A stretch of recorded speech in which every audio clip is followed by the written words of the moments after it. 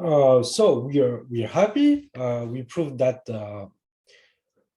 we have now a function phi1, which is in our solar space V, and we have that lambda1 is defined by that. Okay. So next, we want to prove that in fact, thanks to our construction, lambda1 is an eigenvalue associated with the eigenfunction phi1. So why is that? Because lambda1 is defined as a minimum, you have some derivative which cancels. And so by definition, again, lambda1 is the inf of the phi in H1 of this.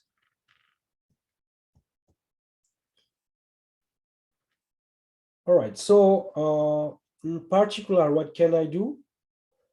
If I can also write that if now, because I define my phi1, so let's consider here some t. So t is a real number, and I will look here at the gradient of phi1 plus t phi. And here I need to divide by phi1 plus t phi. So for any function now, let phi belong to H1. And t is a real number, but okay, so I want that this is not zero, so t belongs to some t is small enough. Okay.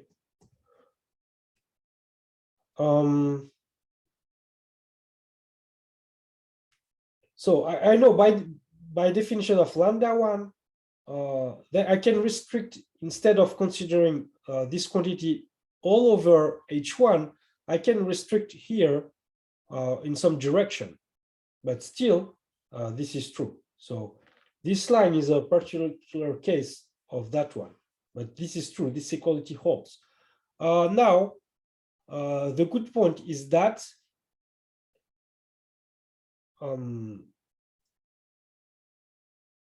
so I know that actually we have that, right? So the minimum is obtained for t equals 0. So at t equals 0, the minimum of this function is reached. So let's define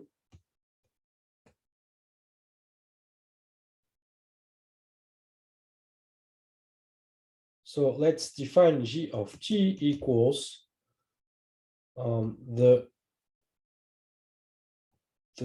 norm of my grad of phi1 plus t phi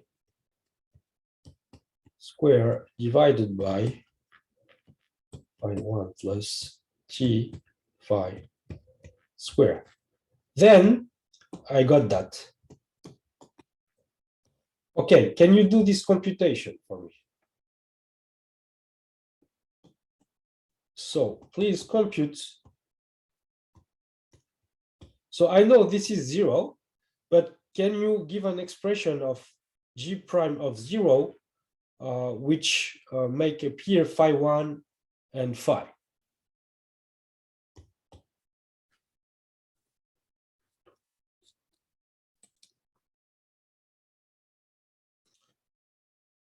So now we need to compute the derivative of g. at t equals 0. So let's do that. So g of t is defined as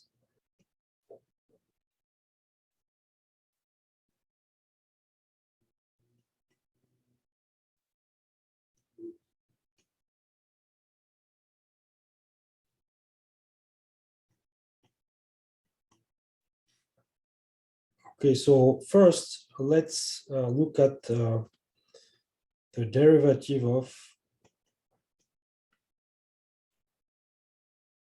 this function. So with respect to t. So this is equal to that.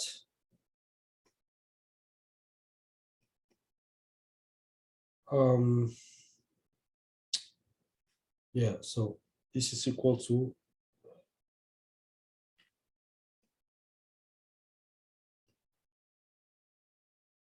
this is the product scalar in Rn.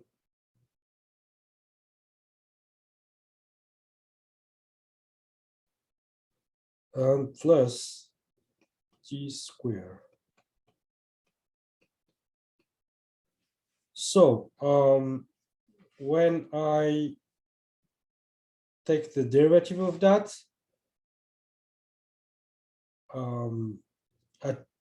so I will get, so this do not depend on t. So I will get 2 integral over omega grad phi 1 scalar grad phi x plus 2t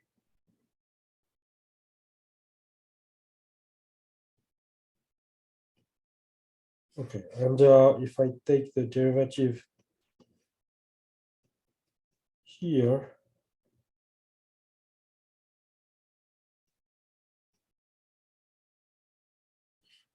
I get so this is v1 square plus 2t integral phi 1 phi x plus t square grad phi square.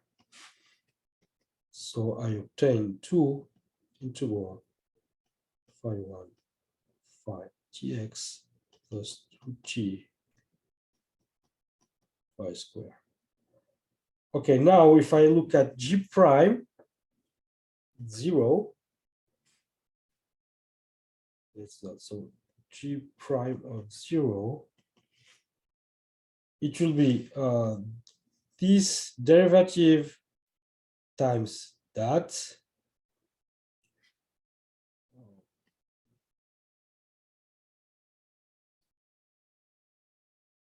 So phi1 is 1. So there's so the norm of phi1 in H in L2 is 1. So if I take that to the square at t equals 0, this is 1. Okay, now I take the derivative of this quantity at t equals 0 times this at t equals 0, but this for t equals 0 is 1. So I get here that this is just this term. So it's 2 integral over omega grad phi 1 scalar grad phi minus, so I just take the derivative of a quotient. So this derivative times that minus this times this derivative. And so this at t equals 0 is lambda 1. And this at t equals 0 is just, so I get lambda 1, 2 integral over omega phi 1 phi dx. So finally, I get that when I do the computations, so you can do that at home again. I was a little bit quick, but what do we get? We get 2 the integral over omega of grad phi 1 grad phi minus 2 lambda 1 the integral omega phi 1 phi. And this is 0. So finally, I get that for all phi in my space H1, I have that the integral of over omega of grad phi 1 grad phi minus equals lambda 1 the integral over omega of phi 1 phi dx. All right. Of note, in fact, this inequality holds for all phi in V, because if phi is constant, obviously this is true. So, so in fact, the equality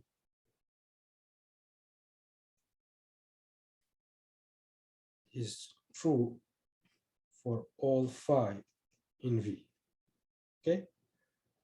All right. Now,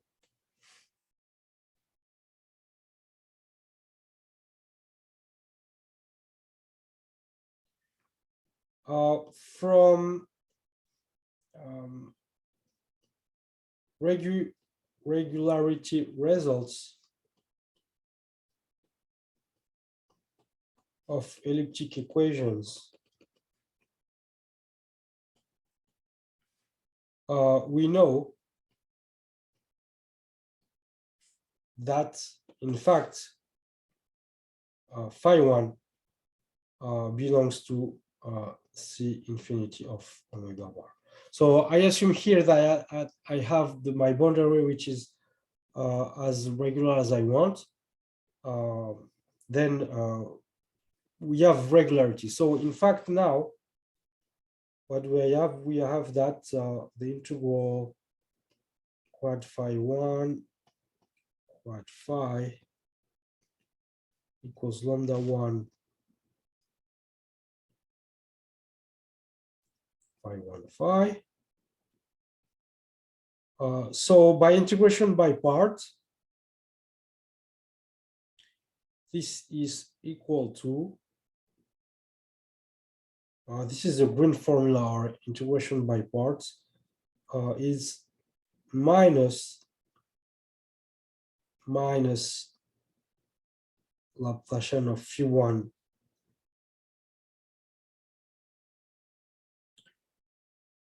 phi plus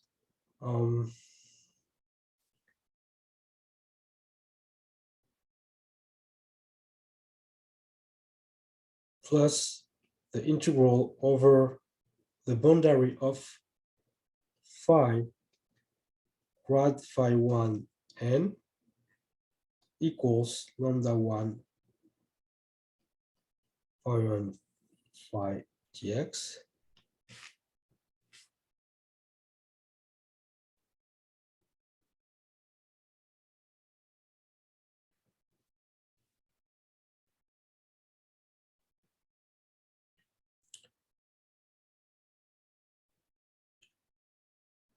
Two things. Because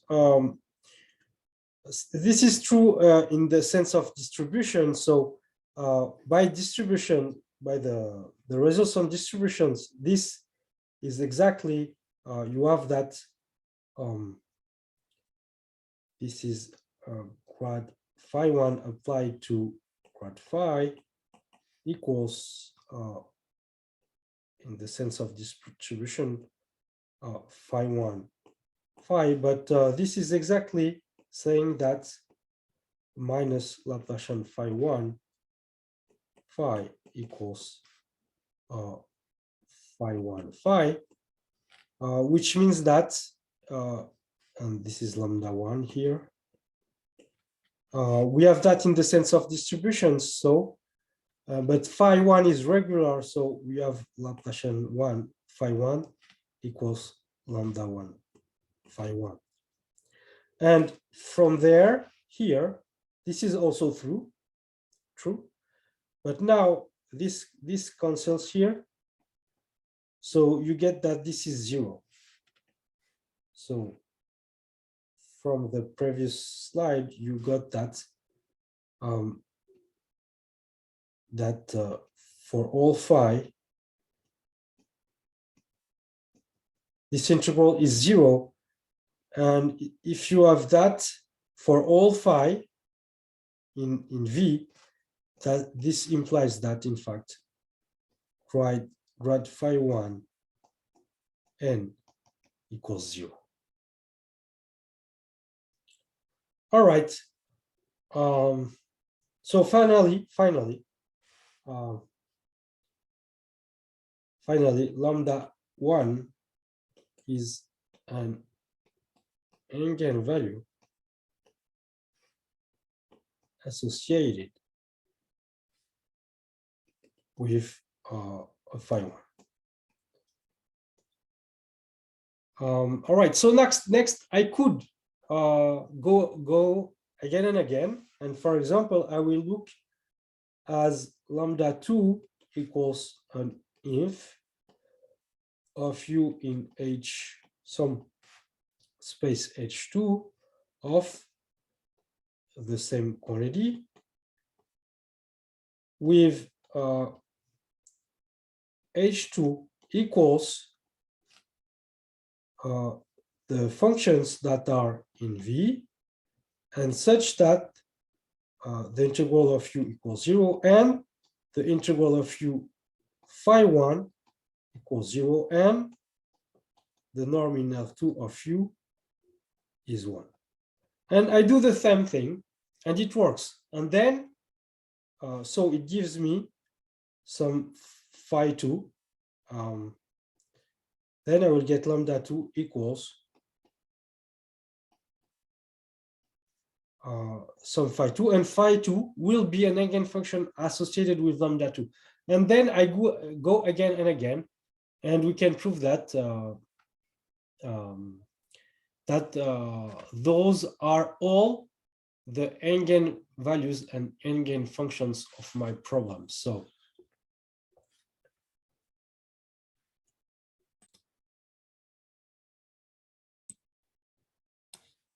the following theorem holds for any omega in Rn with omega open, connected, and bounded.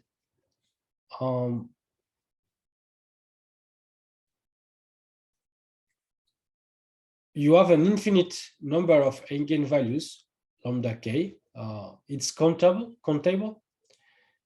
and you have a phi k eigenfunctions, and so the eigenvalues are increasing. Why? This is simple, because as we construct them as infimums of sets that are decreasing in size. So you get that the lambdas are increasing. So you can prove that you have no choice. This sequence converges to plus infinity. And furthermore, the functions are orthogonal in the sense that the integral of with the product scalar in L2, and you can choose them such that the norm in L2 equals 1, and they satisfy the Neuman boundary conditions.